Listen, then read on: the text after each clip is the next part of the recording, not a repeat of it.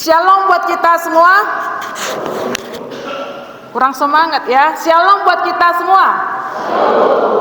Baiklah Bapak Ibu yang terkasih, firman Tuhan yang menyapa kita di minggu pertama di bulan Agustus ini, yang tertulis di dalam Injil Matius pasalnya yang ke-14. Matius 14 dimulai ayat 13 sampai ayatnya yang ke-21.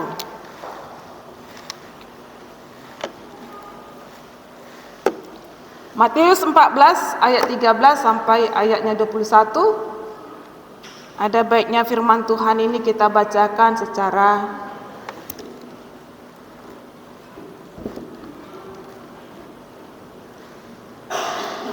responsoria. Mari kita mulai di dalam nama Tuhan kita Yesus Kristus.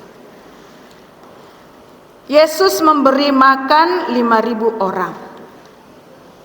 Setelah Yesus mendengar berita itu, menyingkirlah ia dari situ dan hendak mengasingkan diri dengan perahu ke tempat yang sunyi. Tetapi orang banyak mendengarnya dan mengikuti dia dengan mengambil jalan darat dari kota-kota mereka.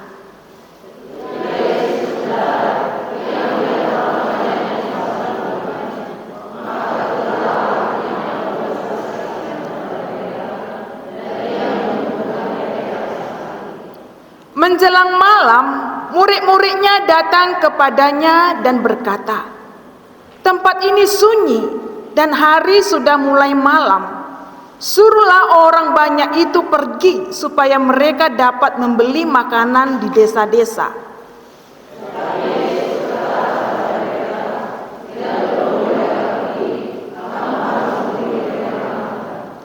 Jawab mereka, "Yang ada pada kami di sini hanya 5 roti dan 2 ikan.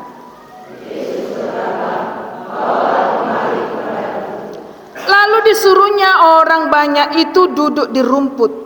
Dan setelah diambilnya 5 roti dan 2 ikan itu, Yesus menengadah ke langit dan mengucap berkat. Lalu memecah-mecahkan roti itu dan memberikannya kepada murid-muridnya. Lalu murid-muridnya membagi-bagikannya kepada orang banyak.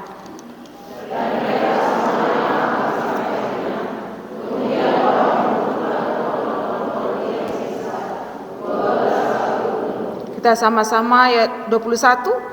Yang ikut makan kira-kira 5.000 laki-laki, tidak termasuk perempuan dan anak-anak. Amin. Sampai sedemikian firman Tuhan. Bapak, Ibu, dan saudara-saudaraku yang diberkati oleh Tuhan kita Yesus Kristus.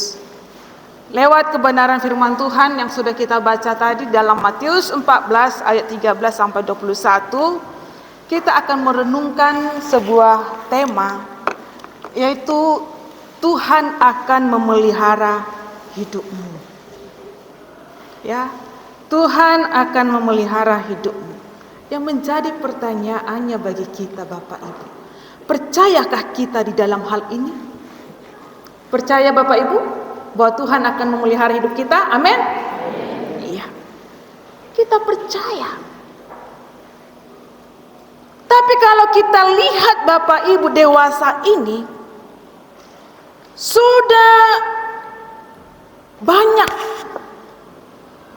orang Kristen yang tidak mempercayai Yesus itu sebagai penyelamat, sebagai pemelihara di dalam hidupnya. Ada nyanyian rohani Metodis mengatakan demikian, "Mengikut Yesus keputusanku, mengikut Yesus keputusanku, mengikut Yesus keputusanku." Terus, ku tak ingkar, ku tak ingkar. Itu kita nyanyikan. Ya. Sekalipun sudah kita katakan bahwa kita tidak akan ingkar dan selalu mengikut Dia, tapi begitu banyak orang Kristen yang mengingkari keputusannya itu di dalam mengikut Yesus. Karena apa? Karena enggak seperti yang kita harapkan itu bagaimana Yesus itu menyertai kehidupan kita. Cenderung di antara kita sebagai orang Kristen mengikut Tuhan itu dengan keinginan kalau mengikut Yesus terbebas dari masalah. Ekonomi saya akan meningkat, akan lancar, saya akan naik jabatan, hidup saya akan baik-baik saja, keluargaku akan baik-baik saja. Itu yang kita pikirkan ketika kita mengatakan saya mau mengikut Yesus. Saya mau mengingatkan kepada kita Bapak Ibu, ya, bahwa di dalam mengikut Yesus sangatlah berbeda dengan apa yang kita pikirkan.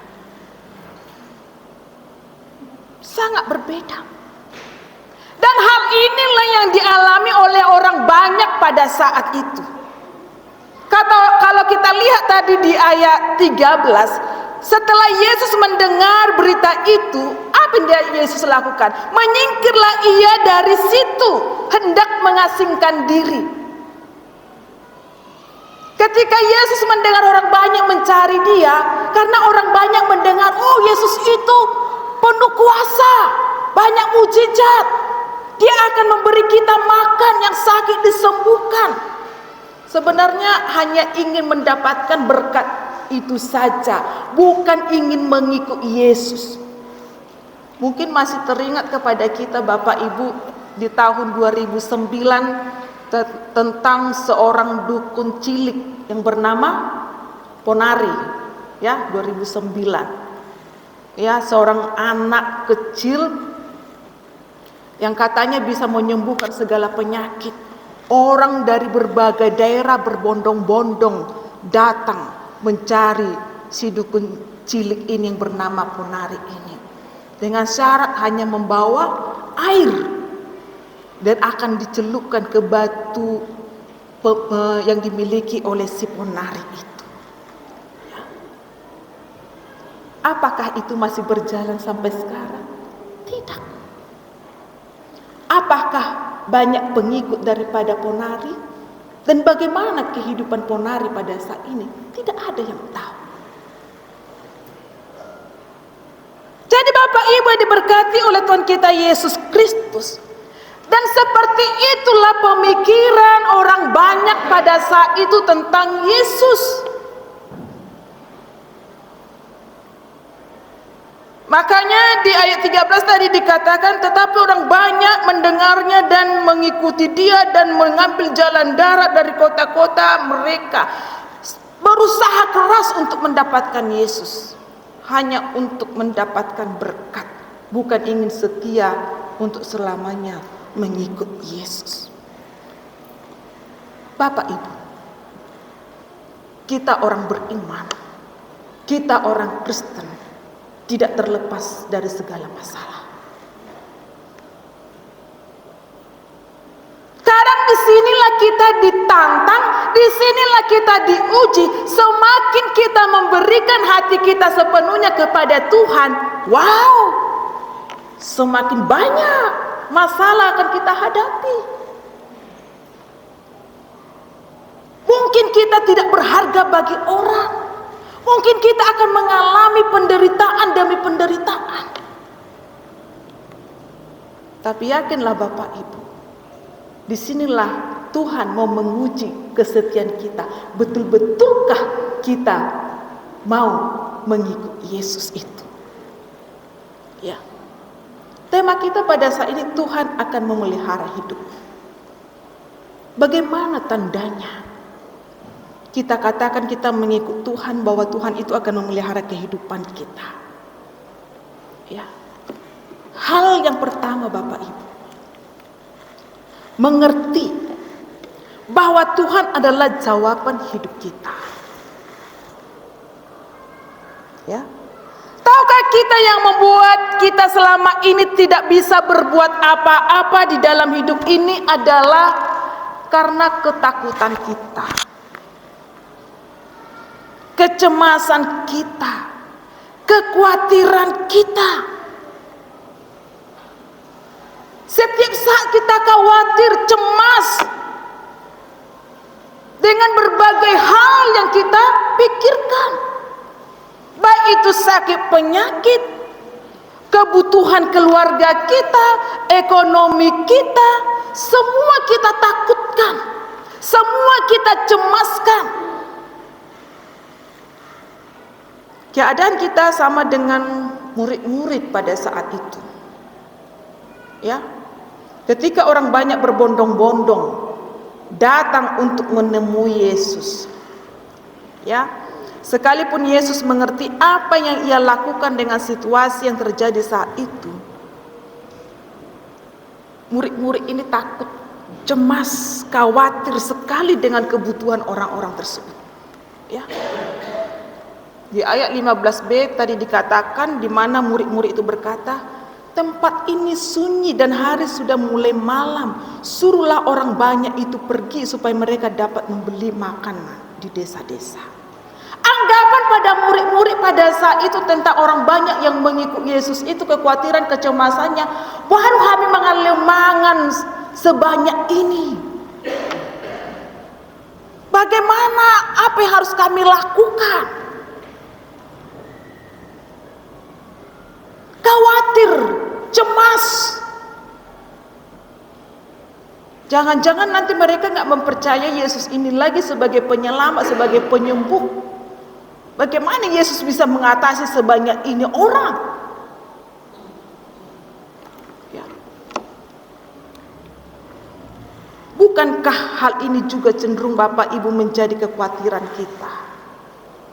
Kecemasan, ketakutan kita sehingga kita tidak bisa berbuat apa-apa dalam hidup ini. Ya. Karena apa? Kita selalu memikirkan diri kita. Sampai lupa kita memikirkan orang lain. Kita selalu ingin dimengerti orang lain. Tapi kita nggak mau mengerti orang lain. Itu yang terjadi. Sehingga timbul egois, hanya memikirkan diri sendiri.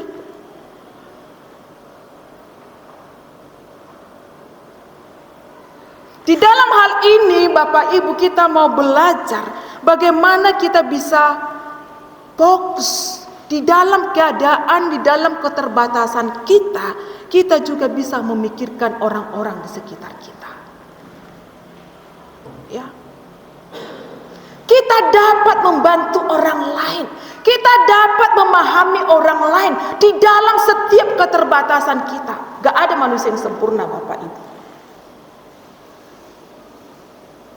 Mau sehebat apapun dia, mau setinggi apapun jabatannya, dia selalu punya keterbatasan. Ya sama, Jokowi aja presiden kita punya keterbatasan, punya kelemahan. Ya. Gak ada yang sempurna di tengah-tengah dunia ini. Tapi kita di sini dituntut bagaimana bisa kita saling memahami satu dengan yang lain. Tapi karena kita itu tadi hanya fokus memikirkan diri kita masing-masing, gak open tentang persekutuan kita di gereja. Enggak mau tahu tentang iman kita kepada Tuhan. Karena apa? Sibuk diri kita memikirkan diri kita. Wah, saya sibuk kalau hari Minggu itu ada tambahan kerja. Kalau dulu kami kerja melayani di perkebunan, ada kontanan. Jadi ya tarhilala. Karena tarhilala ini tadi jadi malala. Kenapa saya katakan jadi malala? Ya memang dapat dia kontanan hari itu. Boro-boro nyampe ke rumah. Pulang kerja sehingga dekode. Oma, apalagi kita tradisi orang Batak ini banyak kali si panggarongnya ya kan. Tote lai au mambayari. Si istri keluarga menunggu di rumah. Mana nyapa kontan? Nya habis nakin dekode. Kan malah jadinya. Kita usahakan, oh ada ini tambahan kerja hari Minggu, cemana? Yalah, itu rezeki. Memang itu rezeki. sudah pulang kita dari kerjaan itu, sakit kali badanku. Nyampe kita di rumah mengeluh kita kepada keluarga kita, capek kali kurasa bah. Ya udahlah, bawa berobat. Istirahatlah, akhirnya yang hari kerja besoknya Senin jadi nggak kerja. Karena apa? Keletihan.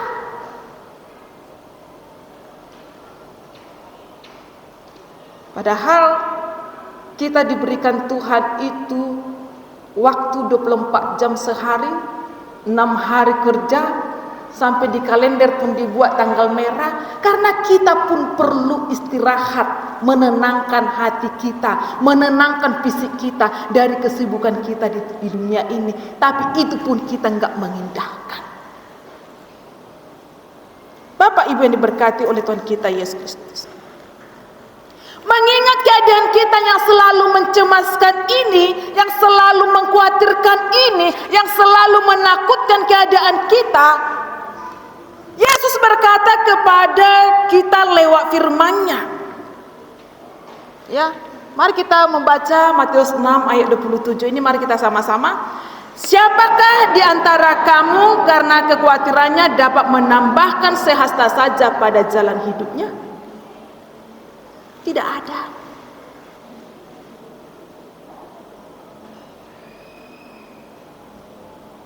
Jadi Bapak Ibu yang diberkati oleh Tuhan kita Yesus Kristus, di sini kita dituntut kesetiaan kita yang sungguh-sungguh kepada Tuhan. Ya. Ada pengalaman seorang keluarga, sudah sekian lama berumah tangga, belum dikaruniai anak, belum. Jadi selalu di dalam persekutuan doa di gereja selalu mengusulkan, selalu doakan kami Amang Inang supaya Tuhan menganugerahkan berkat kepada kami. Bertahun-tahun sampai 10 tahun baru dikaruniakan Tuhanlah anak. Memang betul dikaruniakan Tuhan kepada keluarga ini. Apa sesuai dengan permohonannya, kerinduannya. Nah, sesudah itu apa yang terjadi? Oma kan banyak alasan bagi kita. Marorot, PC-PC, punya bayi. Gak pernah lagi datang ke gereja, gak pernah lagi datang dalam persekutuan-persekutuan gereja. Bebas gak hadir. Asal esok pun, kenapa Amang Inang gak ini? Udah capek Inang dari kerja, baru Inang tahun ngalu marorot, jadi gantianlah. Ya bagaimanalah Inang supaya ini? Banyak Allah itu kalau saya katakan alasan. Apa yang terjadi Bapak Ibu? Anaknya ini terserang sakit momen, gak menghitung hari dipanggil Tuhan. Apa mau kita sesalkan? Karena Tuhan itu pun gak buta. Aku kasih berkat gak kau syukuri, banyak kali alasanmu. Biar gak terganggu kau ke gereja, udahlah ku ambillah lagi. Kan itu.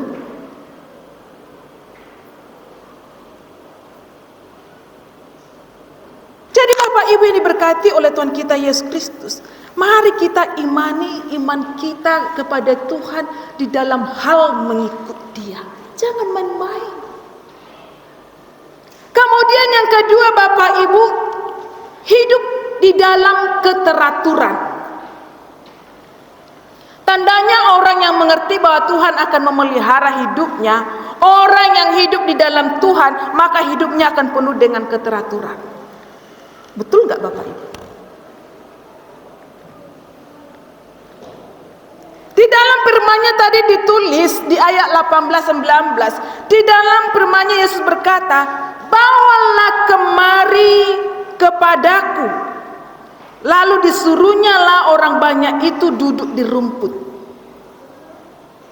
Ya, coba kita bayangkan, sekalipun murid-murid berkata, jawab mereka, yang ada pada kami di sini hanya 5 roti dan 2 ikan, tapi apakah artinya semuanya ini untuk sebanyak orang ini?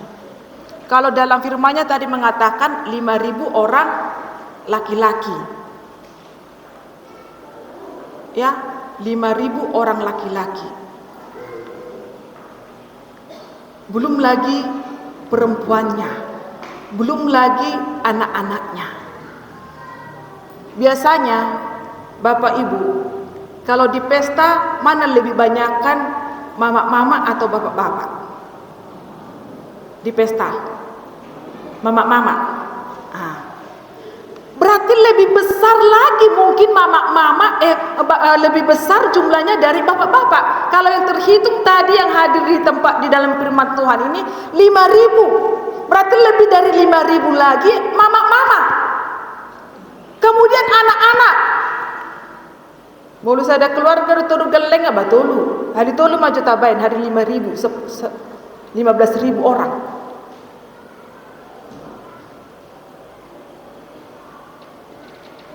Tuhan Yesus menyuruh mereka duduk di padang rumput. Semuanya nurut. Bolo di pesta sampai loja protokol persinar mandokon. Parbaru di son, parana di son, ulang-ulang nabi di son sampai 10 kali. Itu udah pakai mikrofon. Tahu dia menginang? Godang loudspeaker setiap sudut. Tapi tetap masih ribut. Banyak yang mengindahkan. Apalagi tambah lagi anak-anak yang lari sana lari sini semua segala macam. Kan itu. Tapi ini di dalam firman ini semuanya duduk teratur.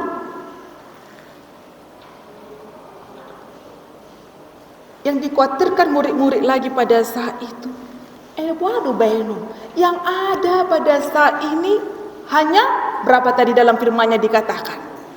5 roti dan 2 ikan. Sekalipun murid-murid berkata bahwa penuh dengan kemustahilan untuk memberi makan orang banyak itu dengan 5 roti jelai dan 2 ikan, namun hidup mereka diberkati Tuhan. 5 roti 2 ikan mereka boleh makan semuanya. Bagaimana caranya? Apa boleh kita halak batak marulon kalau di kampung kami bola dong di mana horbo daging horbo dijaga hurang alanya di parhobas nggak satu nggak bisa nggak dapatan semua percuma do horbo disehat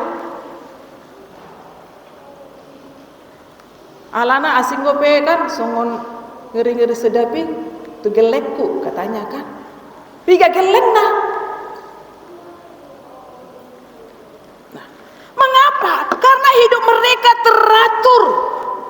Orang yang banyak itu duduk dengan teraturnya. Memang Bapak Ibu yang diberkati oleh Tuhan kita Yesus Kristus, memanglah sangat diperlukan oleh setiap orang hidup penuh dengan keteraturan. Sarupa doa manginang bolu dijabu mau makan kita bersama keluarga kita, anak-anak kita yang masih kecil atau cucu kita masih kecil, baguskan duduknya Pung, baguskan kita berdoa, lipat tangan, tutup matanya, tunduk kepalanya.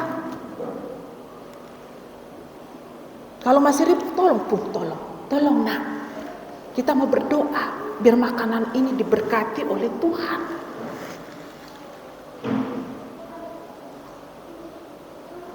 Itu yang kita ajarkan di rumah. Nah, bolu di pesta satu ngamate perhobas membagi si panganan.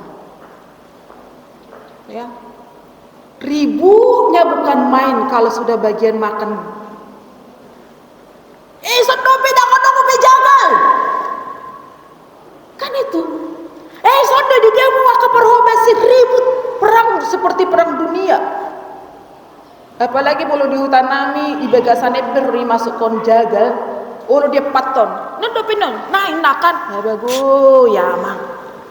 Ini mau makan atau cemana? Kadang pemikiran saya seperti itu. Ya.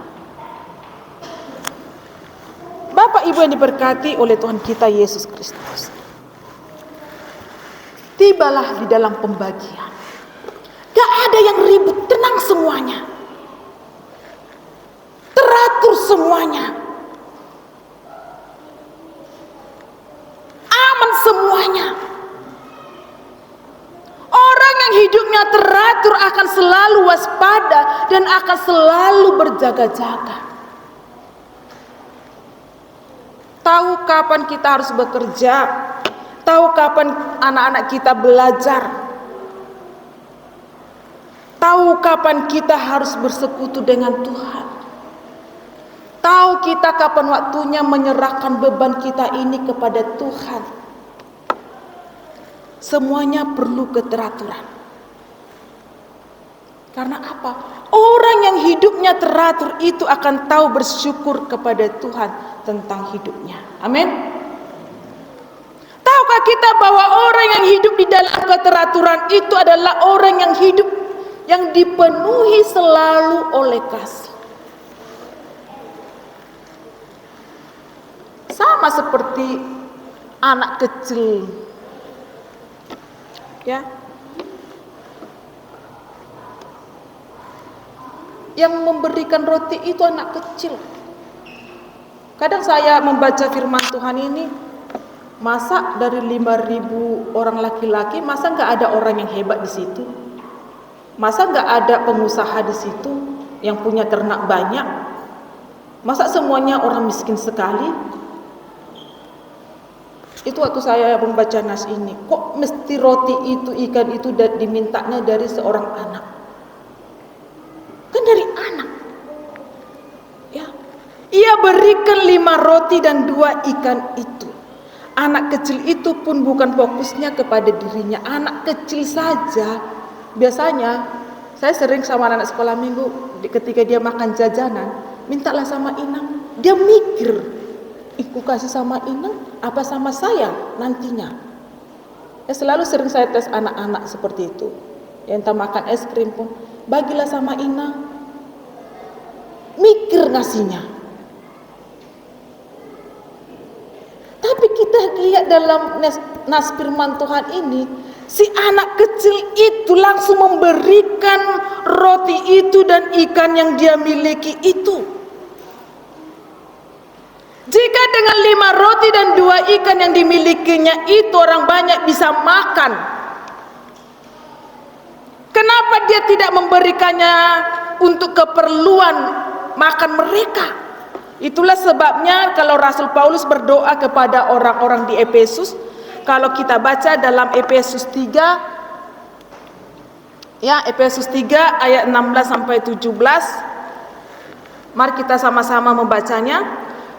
Aku berdoa supaya ia menurut kekayaan dan kemuliaannya menguatkan dan meneguhkan kamu oleh rohnya di dalam batinmu, sehingga oleh imanmu Kristus diam di dalam hatimu dan kamu berakar serta berakar di dalam kasih. Bapak Ibu yang terkasih, tahukah kita bahwa orang banyak itu bisa makan karena belas kasihan Yesus? Tahukah kita bahwa orang banyak itu bisa makan oleh karena anak kecil yang memberi 5 roti dan 2 ikan? Demikian juga kita, kehidupan orang percaya akan dipenuhi kasih Tuhan yang dapat memahami betapa lebarnya dan panjangnya dan tingginya kasih Tuhan di dalam hidup kita. Hanya karena kasihlah maka kita tidak akan merasa sayang untuk berbagi kepada orang lain. Itu sebabnya kita harus berakar di dalam Dia, beriman di dalam Dia, dan terus melakukan titahnya. Dengan kasihnya itu maka keadaan orang lain akan dipulihkan. Karena kasihnya Tuhan kepada orang banyak pada saat itu diberkati, dicukupkan semuanya. Karena apa? Hidup mereka hidup di dalam keteraturan. Mau diperintah, mau diarahkan. Bapak Ibu yang terkasih, hidup di dalam dunia ini penting ada dalam kehidupan kita sebagai orang-orang percaya, sebuah pengetahuan bahwa bagaimanapun yang sedang kita alami, bahwa Tuhanlah yang memelihara kehidupan kita. Amin. Ya. bahwa bagaimanapun keadaan yang sedang kita alami, bahwa Tuhanlah yang memelihara kehidupan kita. Mengapa? Supaya kita dapat menyikapi dan dapat menjalani hidup ini dengan benar. Orang yang dapat menyikapi dan menjalani hidup ini dengan benar, maka dia akan tahu bagaimana Tuhan menjawab setiap kebutuhan-kebutuhan doa kita. Orang banyak pada saat itu, sekian ribu orang patuh, taat, setia. Apa yang diperintahkan Yesus, akhirnya semua tercukupkan. Kita Bapak Ibu, di mana kesetiaan kita kepada Tuhan? Di mana keteraturan kita kepada Tuhan? Di mana penyerahan kita sepenuhnya kepada Tuhan? Kita ini sudah dibebankan dengan berbagai penderitaan di dunia ini. Kita sudah dibebankan dengan berbagai tekanan demi tekanan dari tempat pekerjaan kita. Kita sebenarnya ketika kita datang ke gereja ini perlu mendapatkan ketenangan. Disinilah tempatnya kita boleh menenangkan diri kita, menyerahkan beban kita kepada Tuhan. Karena apa? Tuhan itu akan memelihara kehidupan kita. Orang banyak patuh, yang walaupun dalam pemikiran pertama, mereka ini hanya ingin hanya ingin mendapatkan berkat. Yang walaupun gak sepenuhnya hati mereka, tapi mereka patuh. Hidup mereka dalam keteraturan.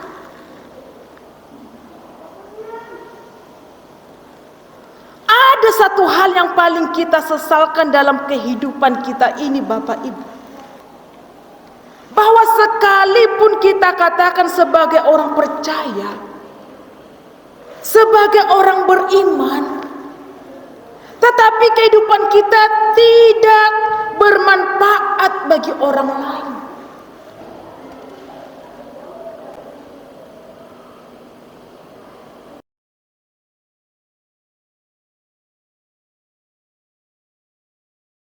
Dan tidak berarti daripada berbagi kepada orang lain dalam berbagai hal,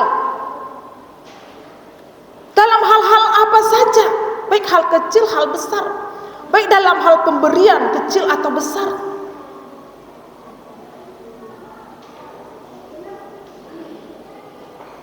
Sering ini terjadi. Maka ada istilahnya, boleh dihita halak Batak, utagon, apa aja istilahnya? Utagon tubeguan, apanya?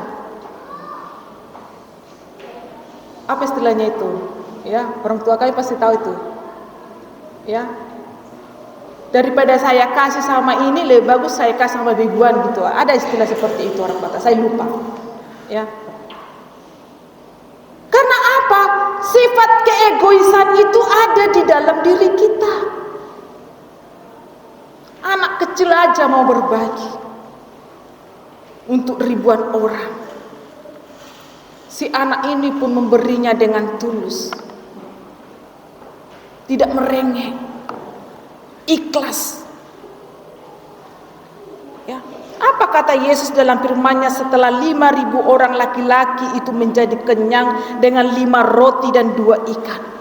Yesus katakan kepada murid-muridnya, kumpulkanlah potongan-potongan yang lebih supaya jangan ada yang terbuang. Itu dikatakan di ayat 12. Setelah mereka kumpulkan, apa yang terjadi?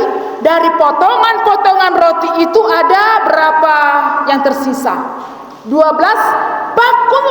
Dari mana? Tadi 5 roti 2 ikan, kok sisanya kok jadi 12 bakul? Itulah kuasa Tuhan. Itulah mukjizat Tuhan dalam kehidupan kita. Jadi kepada kita Bapak Ibu, mari kita renungkan firman Tuhan ini. bahwa Tuhan akan senantiasa memelihara kehidupan kita, baik kita mengalami kesusahan hidup ataupun hidup kita senang. Dia akan terus memelihara kehidupan kita. Dengan demikian kita akan tahu bahwa Dia adalah benar-benar Tuhan yang terus memelihara kehidupan kita. Amin. Coba kita lebih fokus introspeksi diri kita masing-masing. Ketika minggu yang lewat khotbah saya menyarankan setiap hari Senin mulai malam ya jam 9 kita puasa. Siapa yang sudah melakukan puasa? Apakah ada yang menjalankannya? Mari Bapak Ibu, kita perlu keteraturan di dalam hidup ini. Ya, setiap Senin mulai nanti malam, ya, bagi yang belum mendengar, mulai nanti malam jam 9 malam sampai besok jam 5 sore, disitulah kita berbuka puasa. Kita mau menahan segala keegoan dalam diri kita. Kita mau introspeksi diri kita supaya Tuhan menjawab setiap doa-doa dan permohonan kita. Perlu ada keteraturan di dalam diri kita. Ya.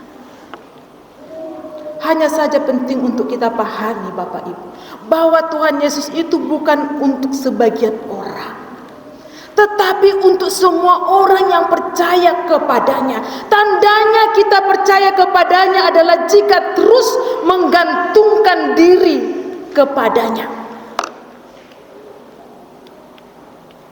Cenderung di dalam kehidupan kita ini kita memaksakan sering kehendak kita kepada Tuhan. Kita cenderung menyetir Tuhan di dalam kehidupan kita. Jika aku hidup di dalam Tuhan, maka rezekiku akan lancar, hidupku akan aman-aman saja, aku akan sehat-sehat saja, dan lain sebagainya. Jika itu yang kita pahami, maka kita tidak akan bertumbuh di dalam Tuhan. Kita perlu Bapak Ibu bertumbuh di dalam Tuhan. Oleh sebab itu jangan kita paksakan Tuhan di dalam kehidupan kita.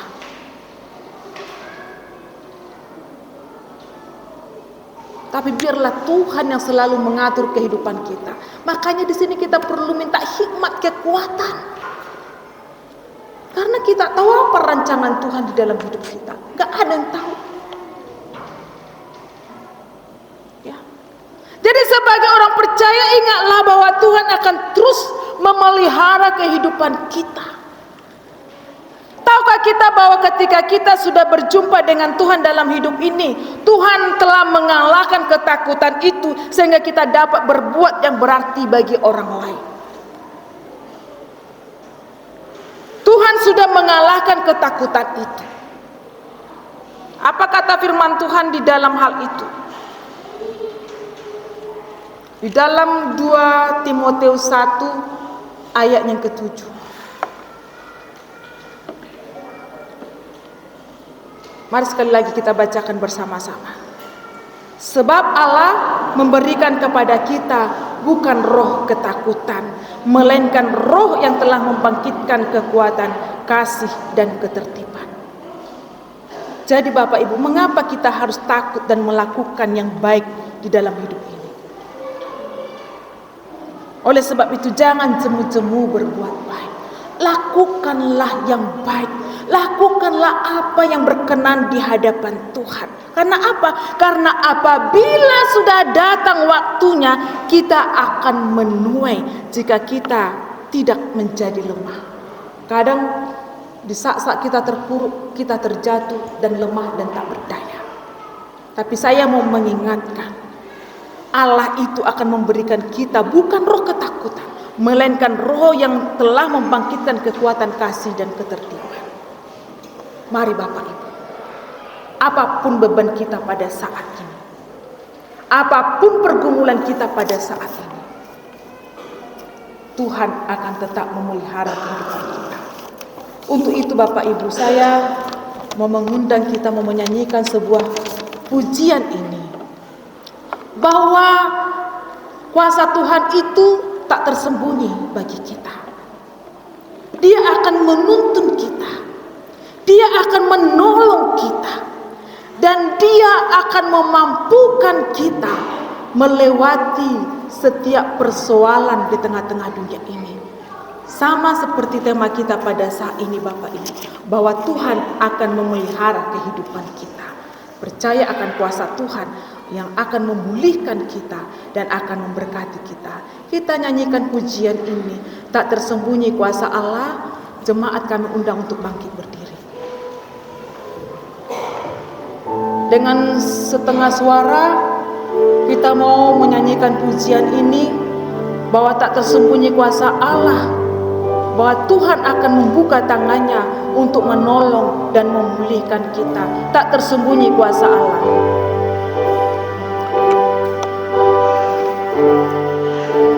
Tak tersembunyi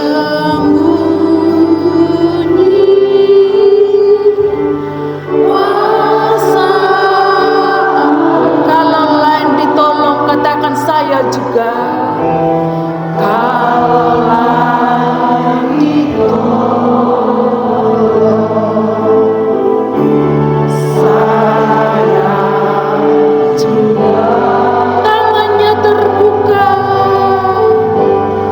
tangannya terbuka, menunggulah,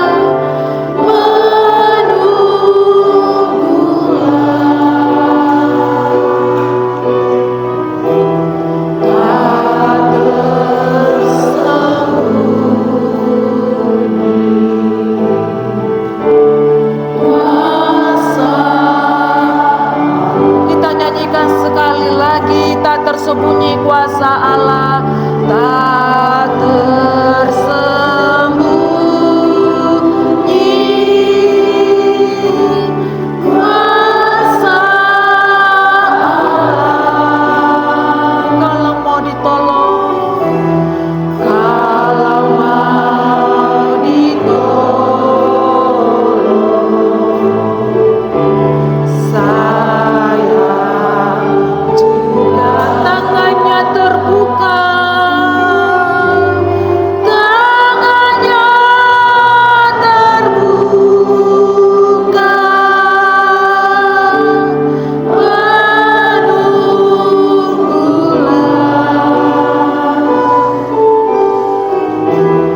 tak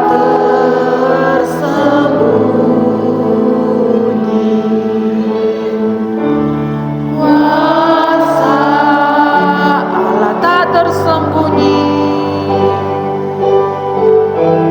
tak tersembunyi kuasa Allah. Amin. Jemaat kami undang untuk duduk kembali.